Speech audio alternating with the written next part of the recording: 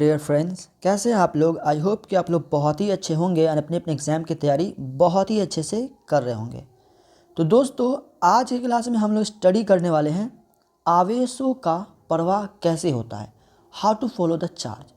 Charge जो है वो फॉलो कैसे करता है, ये टॉपिक है आज का मेरा, और जो कि एग्ज़ाम से काफ़ी रिलेटेड ये चैप्टर है। और इस चैप्टर में से कई सारे क्वेश्चंस उठाए जाते हैं एग्जाम में, ठीक है। तो जिसमें से एक क्वेश्चन ये भी है कि आवेश का प्रवाह कैसे होता है। इसमें से कई सारे क्वेश्चंस आते हैं एग्जाम में, ठीक है। तो इस टॉपिक से रिलेटेड आज जितने भी क्वेश्चन हम क्लियर करेंगे वो एग्जाम के लिए काफ़ी इंपॉर्टेंट होगा। तो वीडियो को बिल्कुल भी मिस नहीं करना है और आपको पूरा कंसेप्ट को समझना है ताकि आपको रटने की ज़रूरत ना पड़े। चलिए, बिना कोई समय गवाए, बिना थोड़ा सा भी समय हम नहीं गवाएंगे, ठीक है। आज की क्लास को स्टार्ट करते हैं। बस छोटी सी रिक्वेस्ट है कि चैनल पर नए हो तो चैनल को सब्सक्राइब जरूर कर लेना, ताकि आपको हम जब नया वीडियो अपलोड करेंगे तो उसका नोटिफिकेशन मिलना चाहिए भाई, है कि नहीं। चलिए वीडियो को स्टार्ट करते हैं। हम आज देखेंगे कि आवेश का प्रवाह कैसे होता है, आज हम इसके बारे में पढ़ेंगे, ठीक है। थोड़ा सा आवाज़ मेरा भारी होगा क्योंकि मेरा तबीयत ख़राब है, फिर भी आपके लिए मैं आज पढ़ा रहा हूँ, ठीक है। तो बस थोड़ा सा सपोर्ट करना भाई का भाई। चलो, तो कुछ हम लिखे हैं जो आप समझाते हैं, आपको पढ़ के देखते हैं आपको समझ में आता है कि नहीं। आई थिंक समझ में तो आएगा ही, 100% आएगा। कहता है कि लगातार धारा की दिशा धनात्मक आवेशों की दिशा उच्च विभव हायर पोटेंशियल से ऋणात्मक आवेश की ओर कम विभव मतलब लोअर पोटेंशियल की ओर होता है। जैसा कि मैंने आपको पहले भी बताया था कि चार्ज जो होता है वो हमेशा हायर पोटेंशियल से लेकर के लोअर पोटेंशियल की ओर फॉलो करता है। अब ये कैसे, मैंने आपको बताया था कि मैं 2 टैंक लिया था और दोनों टैंक में मैं क्या कर दिया था, पानी को भर दिया था। एक टैंक में पानी को भर दिया था, एक टैंक में मैंने पानी को नहीं भरा था। मैंने यहाँ पे एक टैंक ले लिया था और नीचे में भी मैंने एक टैंक ले लिया था, ठीक है। ये भी मान ले, लाइक सपोज डैट मान लेते ये टैंक है। अब मैंने यहाँ से एक पाइप को जोड़ दिया था। तो मैंने आपको बताया था कि इसमें का जो वाटर होगा हमेशा फॉलो करेगा नीचे वाले को। तो इससे हमें ये पता चलता है कि हायर पोटेंशियल वाला जो वाटर्स है वो लोअर पोटेंशियल वाले टैंक में, हायर पोटेंशियल वाला जो टैंक है जिसके अंदर पानी है वो कहाँ से फॉलो करेगा, लोअर टैंक में, है ना। लोअर पोटेंशियल वाले टैंक में फॉलो करना शुरू कर देगा। तो इससे हमें ये भी पता चलता है कि हमेशा जो चार्ज उसी तरह काम करता है। चार्ज जो होता है वो हमेशा हायर पोटेंशियल से लोअर पोटेंशियल की ओर फॉलो करता है। जैसे कि मैंने आपको विद्युत विभव में बताया था कि मैं एक यहाँ पे एक पॉइंट मान ले लेता हूँ, इस पॉइंट का नाम एक ए दे देता हूँ और एक बी देता हूँ। तो अब जिसका पोटेंशियल ज़्यादा होगा चार्ज उधर ही से फॉलो करेगा। अगर मान लेते हैं कि पोटेंशियल ए का पोटेंशियल प्लस में है अब बी का पोटेंशियल माइनस में है, तो चार्ज हमेशा ये पॉजिटिव से निगेटिव की ओर बढ़ेगा। लेकिन अगर यहीं पे अगर बी का पोटेंशियल प्लस हो जाता है, ए का पोटेंशियल माइनस हो जाता है, तो चार्ज हमेशा इधर से इधर बहेगा।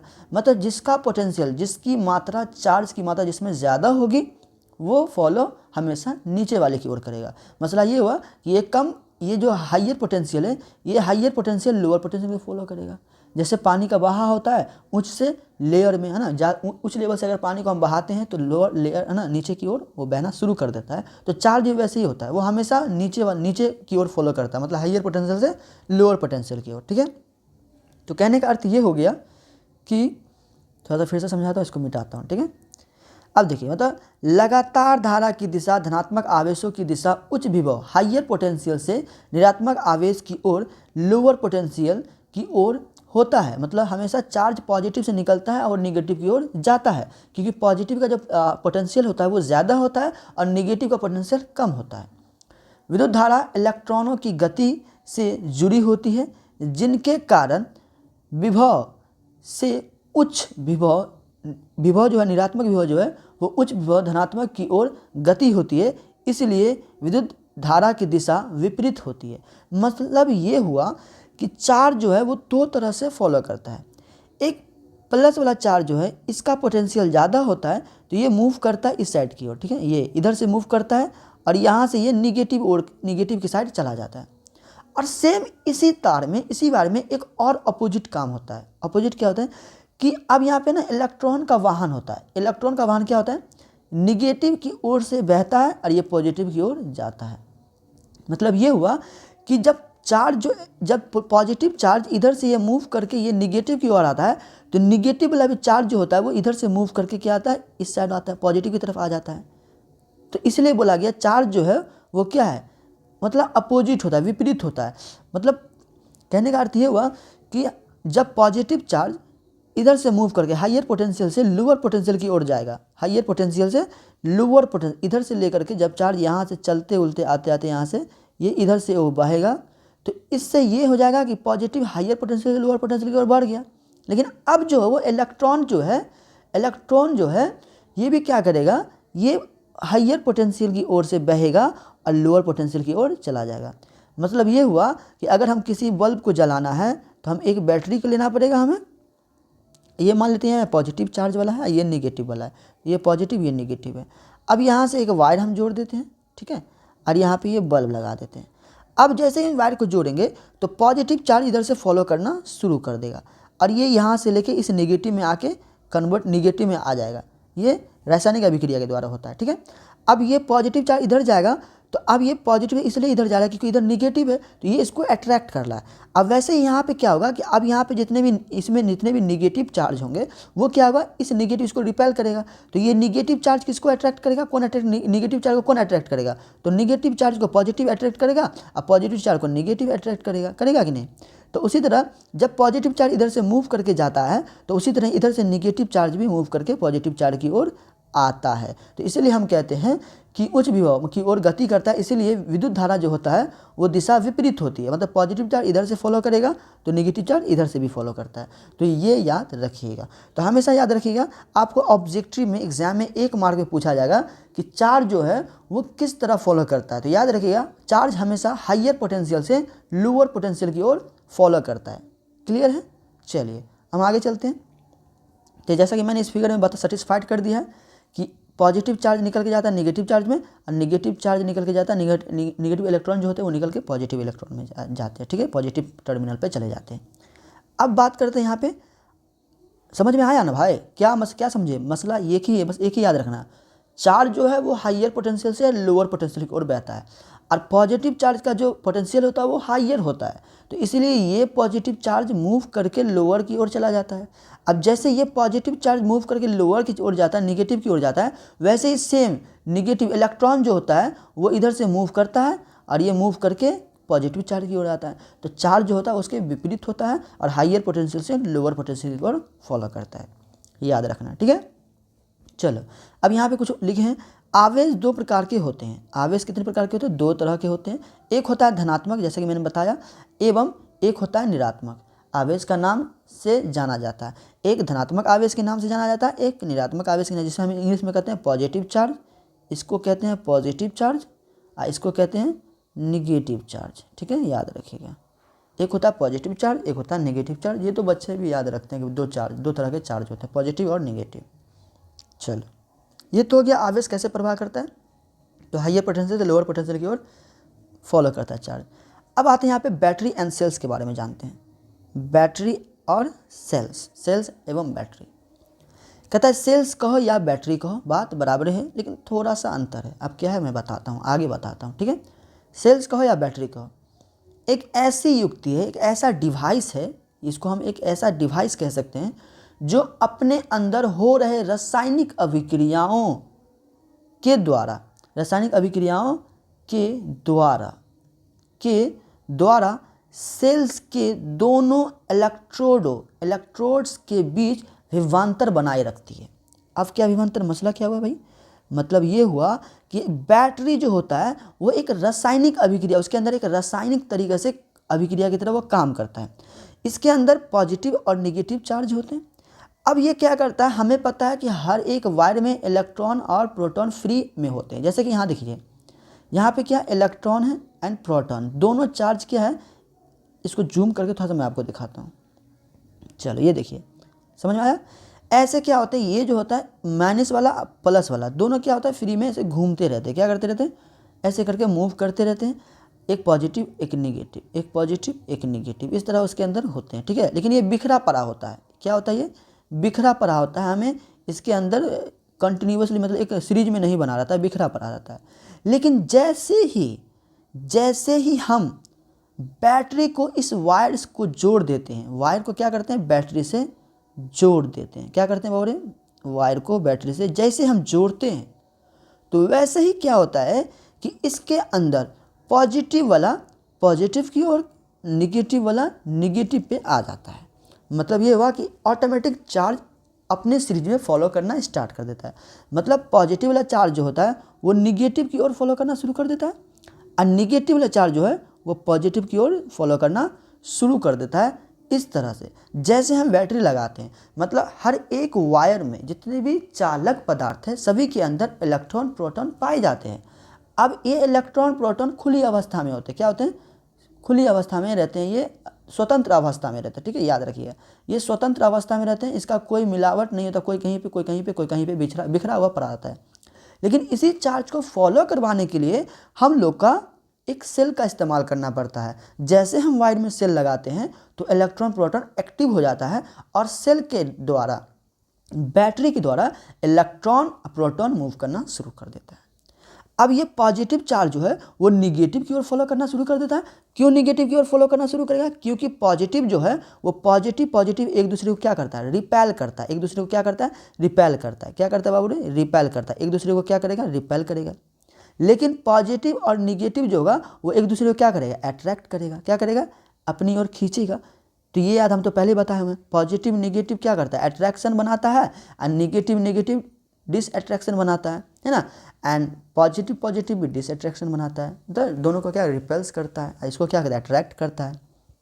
सेम चार्ज एक दूसरे को रिपेल करेगा एंड डिफरेंट चार्ज एक दूसरे को अट्रैक्ट करेगा, याद रखना। वैसे ही दुनिया में लोग अपने अपने नहीं होते हैं, गैर होते हैं, और गैर हमेशा अपना होता है। तो बस हाल चार्ज का भी सेम टू सेम वही हाल है भाई। ये पॉजिटिव जो है वो पॉजिटिव की ओर फॉलो नहीं कर सकता, क्योंकि ये पॉजिटिव इसको मार के इसको भगा देता है। तो ये पॉजिटिव निगेटिव की ओर फॉलो करके इधर आता है, और ये निगेटिव फॉलो करके इधर से पॉजिटिव के अंदर आता है। तो वायर में जो मौजूद इलेक्ट्रॉन और प्रोटॉन्स होते हैं वो स्वतंत्र रूप से होते हैं, मतलब आज़ाद होते हैं। लेकिन उसके अंदर हमको इसको वायर को, अब हम इसके अंदर करंट फॉलो करवाना है तो हमें इसको सेल्स की ज़रूरत पड़ती है, सेल हमें लगाना पड़ता है, ताकि आराम से इसके अंदर जो चार्ज स्वतंत्र रूप से बैठे हैं, खुले अवस्था में बैठे हुए हैं, जहाँ तहाँ बिखरे पड़े हैं जैसे तैसे, तो हम सेल लगाएंगे तो वो एक सीरीज में घूमना शुरू कर देगा। जैसे वो सीरीज में घूमना शुरू करेगा तो इसके अंदर से करंट पास करना शुरू कर जाएगा, और हम इससे कुछ न तो कुछ बल्ब या कुछ चीज़ का हम इस्तेमाल करके इसको हम इससे लाभ में ला सकते हैं। ठीक है, चलो अब एक और छोटी सी जानकारी देता हूँ कि जैसे ये माइनस इलेक्ट्रॉन जो है ये इधर से फॉलो करता है, निगेटिव चार्ज इधर से फॉलो करके होते हुआ ये पॉजिटिव टर्मिनल की ओर आता है। अब पॉजिटिव टर्मिनल बैटरी के अंदर ये चला जाता है।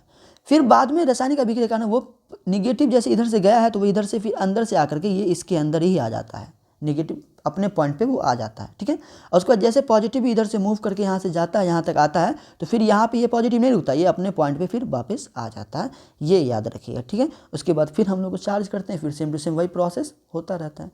तो मतलब ये हुआ कि सेल काम क्या करता है? सेल जो वायर में इलेक्ट्रॉन और प्रोटॉन से खुली अवस्था में होते हैं तो उसको रासायनिक अभिक्रिया द्वारा उसको हम लोग मूव करवाते हैं। उसको क्या करते हैं? मूव करवा करके इसके अंदर इलेक्ट्रॉन को अपने चार्ज को फॉलो करवाते हैं, जिसके कारण बल्ब जलने लगता है। तो ये याद रखिए।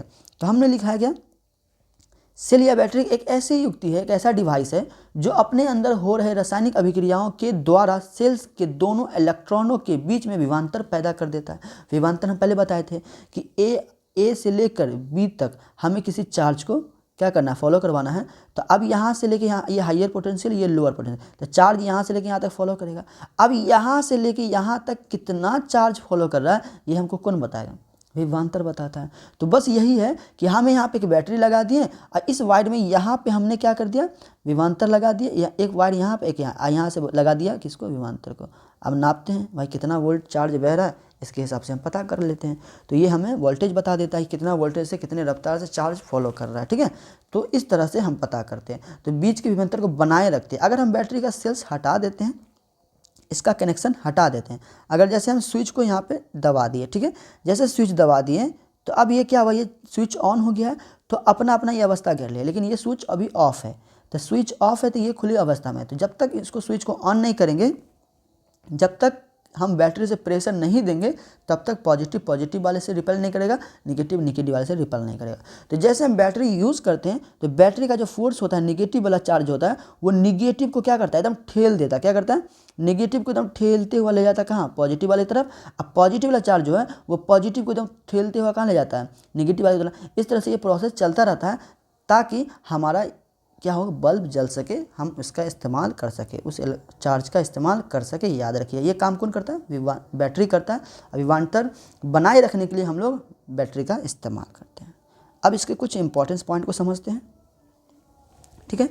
चलिए, कहता है कि किसी चालक के दोनों सिरों के बीच विभवांतर बनाए रखने के लिए एक सरल विधि यह है कि उसे किसी सेल से या बैटरी से जोड़ दिया जाए। अगर किसी वायर में हमें करंट पास करना है, कंटिन्यूसली करंट पास करना है, हमेशा कि बल्ब जलता रह जाए, तो हमें क्या करना होता है, एक बैटरी इसमें यूज़ करना होता है ताकि इसके अंदर इलेक्ट्रॉन प्रोटॉन्स क्या करें, वो मूव करना शुरू कर दें ताकि उसके ज़रिए से हम अपने बल्ब को जला सके। तो कहने का सिंपल यही तरीका है, यही बात है कि किसी चालक के दोनों सिरों के बीच विभवांतर बनाए रखने के लिए, करंट को फॉलो हमेशा होता रहे, एनी टाइम फॉलो करता रहे करंट, ऐसा करने के लिए हमें क्या करना, वायर के दोनों तरफ से क्या करना, बैटरी को जोड़ दिया जाता है ताकि वो क्या होता है, करंट फॉलो करता रहे और विभवांतर बना रहेगा, है ना। आगे कहता है कि विद्युत धारा के स्रोत जैसे सेल्स, बैटरी आदि तार में विद्यमान इलेक्ट्रॉनों को एक निश्चित दिशा में गति प्रदान करती हैं, उन्हें उत्पन्न नहीं करते। मतलब चार्ज को क्या होता है, ये उत्पन्न नहीं करता, इसके अंदर चार्ज ऑलरेडी होता ही है। क्या होता है, चार्ज ऑलरेडी होता है। बस बैटरी का काम ये होता है कि भैया यहाँ पे हम आए, अब हम तुमको इतना ना प्रेशर दिए कि तू यहाँ से यहाँ आया, यहाँ से यहाँ, यहाँ से यहाँ करके वो चलना तो शुरू कर दिया। मतलब हम तुमको सहारा दिए चलना, तुम चलने का लायक थे नहीं, लेकिन बैटरी आके इलेक्ट्रॉन को बताया कि तुम्हारे अंदर बहुत पावर है, बस मोटिवेट किया और इसको प्रेशर दिया और वो इलेक्ट्रॉन प्रोटॉन क्या किया, मूव करना शुरू कर दिया, ठीक है। उत्पन्न नहीं होते हैं, ठीक है, इसलिए इसको उत्पन्न नहीं किया जाता, ये ऑलरेडी मौजूद होते हैं। इस प्रकार के स्रोत में रासायनिक अभिक्रिया के द्वारा रासायनिक ऊर्जा को विद्युत ऊर्जा में बदला जाता है। अब बैटरी जो होता है वो केमिकल के द्वारा तैयार किया जाता है। अब जब ये केमिकल के द्वारा रासायनिक अभिक्रिया मतलब रसायन के द्वारा तैयार किया जाता है, तो इसमें हो रहे रासायनिक अभिक्रिया के कारण ये इलेक्ट्रॉन क्या होते हैं, इलेक्ट्रॉन प्रोटॉन मूव करते हैं, प्रेशर इसको मिलता है और ये मूव करते हैं, ठीक है। केमिकल एनर्जी से हम लोग क्या करते हैं, उसको एक इलेक्ट्रिकल एनर्जी में कन्वर्ट कर देते हैं। तो हम लोग, मेरा जो बैटरी है वो केमिकल एनर्जी से बना होता है। अब ये केमिकल एनर्जी इसमें लगाते हैं तो इसके अंदर जो इलेक्ट्रॉन प्रोटॉन मौजूद होते हैं ये क्या करते हैं, एक इलेक्ट्रिकल एनर्जी में बदल देता है। केमिकल एनर्जी क्या करता है, इसको इलेक्ट्रिकल एनर्जी में वो कन्वर्ट कर देता है, के रूप में बदल देता है, जिससे आवेश लगातार प्रवाह करना शुरू हो जाता है। अगर हम बैटरी का तार हटा देते हैं तो आवेश का प्रवाह रुक जाएगा, जाहिर सी बात है, आपको ये भी पता है। लेकिन कभी आपने सोचा है कि क्या बैटरी से हमें चार्ज मिलती है? नहीं, बैटरी से हमें करंट नहीं मिलती है, हमें वहाँ से वोल्ट इतना दिया जाता है ताकि वहाँ के इलेक्ट्रॉन को, वायर के इलेक्ट्रॉन को पास कराया जा सके। तो बस इलेक्ट्रॉन को पास कराने के लिए हम लोग क्या करते हैं, बैटरी का इस्तेमाल करते हैं, सेल्स का इस्तेमाल करते हैं। इसके अंदर चार्ज नहीं होते हैं, इसके अंदर जो ना इतना चार्ज है, बैटरी चार्ज नहीं, इसको वोल्टेज दिया जाता है ताकि तुम्हारे इलेक्ट्रॉन को ना ठेल सके, तुम्हारे मौजूद वायर में इलेक्ट्रॉन प्रोटॉन उसको ठेल सके, उसको फोर्स लगा सके, इतना पावर इसके अंदर दिया जाता है। ये जो होता है वो केमिकल रिएक्शंस के द्वारा होता है, बस इतना याद रखिएगा, ठीक है। चलिए नेक्स्ट हम लोग देखते हैं, हमें क्या देखना है, आते हैं विद्युत परिपथ। कहाँ आते हैं, थोड़ा वीडियो लंबा होगा, माफ़ करिएगा, लेकिन पूरा आज कंसेप्ट क्लियर करेंगे। अब हम देखेंगे विद्युत परिपथ, जिसको हम कहते हैं इलेक्ट्रिक सर्किट, इसको समझते हैं।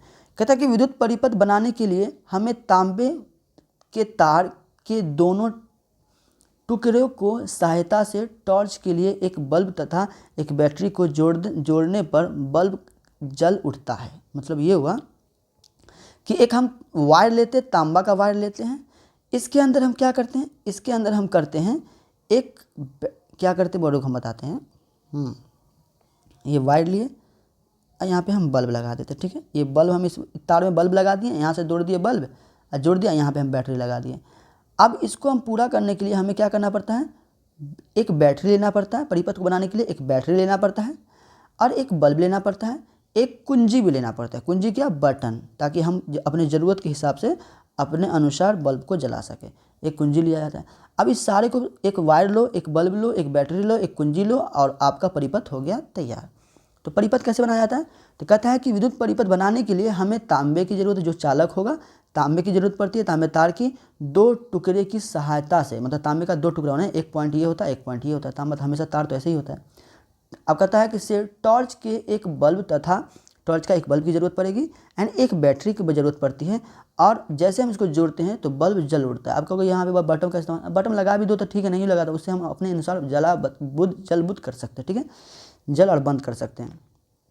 परंतु तार के किसी भी सिरे को बैटरी से हटा देने पर बल्ब क्या होता है, बुझ जाता है। ये तो हमको बचपन से ही बताया पता है भैया, अगर बैटरी से तार को हटा, क्यों, क्योंकि इसके अंदर इलेक्ट्रॉन पास करना बंद कर देता है, क्योंकि विभवांतर होगी, बंद हो गया ना, फोर्स बंद हो जाता है। जैसे फोर्स बंद होगा तो इलेक्ट्रॉन फॉलो नहीं करेगा, जब फॉलो नहीं करेगा तो भाई बल्ब कैसे जलेगा, है कि नहीं, तो मुश्किल ही नहीं है। तो कहते हैं इस प्रयोग से यह स्पष्ट है कि विद्युत धारा का प्रवाह तभी हो सकता है जब उसका पूरा परिपथ जो पूरा हो, मतलब परिपथ का पथ जो होगा वो पूरा होगा, मतलब बैटरी तार से जुड़ा होगा, तार बल्ब से जुड़ा होगा, तभी हमारा बल्ब जलेगा। जैसे कि यहाँ पे देखिए, मैंने आपको फिगर में बताया, यहाँ पे मैंने एक वायर ले लिया है, ये वाला मेरा वायर है, और मैंने एक बैटरी ले लिया है जो कि आपको नज़र आ रहा है, एंड यहाँ पे क्या किया, एक बटन ले लिया। तो यहाँ पे बटन मैं ऑन करके रखा हूँ तो ये बल्ब जल रहा है।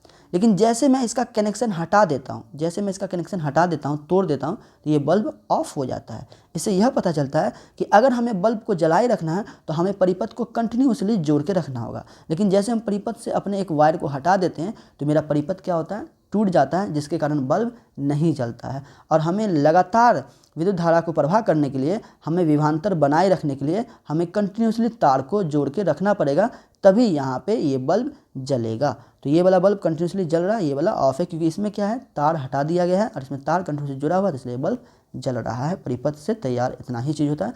परिपथ बनाने के लिए हमें बल्ब की, तार की और बैटरी की ज़रूरत पड़ती है, जिससे हम एक परिपथ बना सकते हैं। तो अगर आपको एग्जाम में पूछा जाएगा कि विद्युत परिपथ बनाने के लिए क्या चीज़ की आवश्यकता है, तो याद रखिएगा, एक तार की ज़रूरत पड़ेगी, एक सेल्स या फिर बैटरी बोल सकते हो, सेल्स की ज़रूरत पड़ेगी, और एक किसकी ज़रूरत है, तार और सेल्स एंड बल्ब की, किसका, बल्ब की, ठीक है, जिससे एक परिपथ तैयार आपका हो जाएगा, ठीक है, ये चीज़ है। चलिए, कहता है विद्युत परिपथ की परिभाषा देख ले।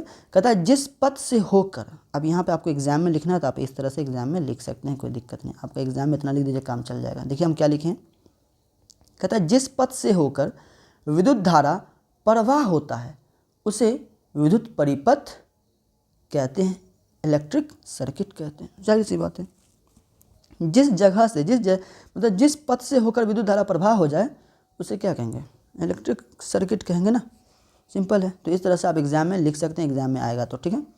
अब चलते हैं परिपथ आरेख कैसे खींचा जाता है।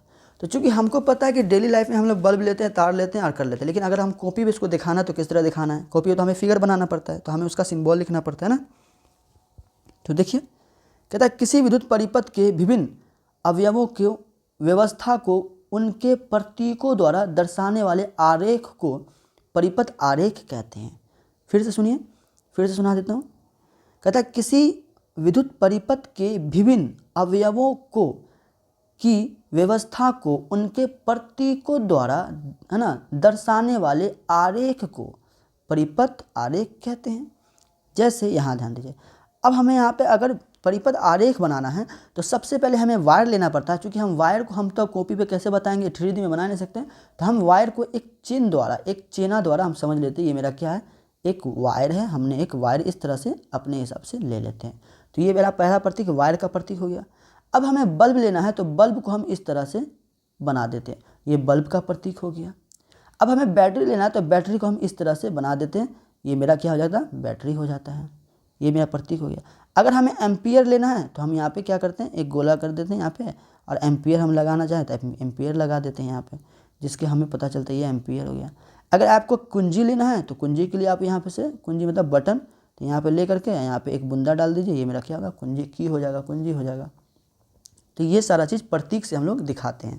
तो कहता परिपथ आरेख क्या है, मतलब अगर हम किसी भी परिपथ को दिखाने के लिए जिस सिंबल का हमें इस्तेमाल करना पड़ता है उसे हम क्या कहते हैं, परिपथ कहते हैं, परिपथ आरेख कहते हैं। अब यहाँ पे आरेख पाने के लिए हमें बल्ब को दिखाना पड़ता है ना, वायर को दिखाना पड़ता है, बोल्ट क्या कहते हैं, बटन को दिखाना पड़ता है, बैटरी को दिखाना पड़ता है, इस तरह से ये सब का सिंबल है, याद रखिएगा।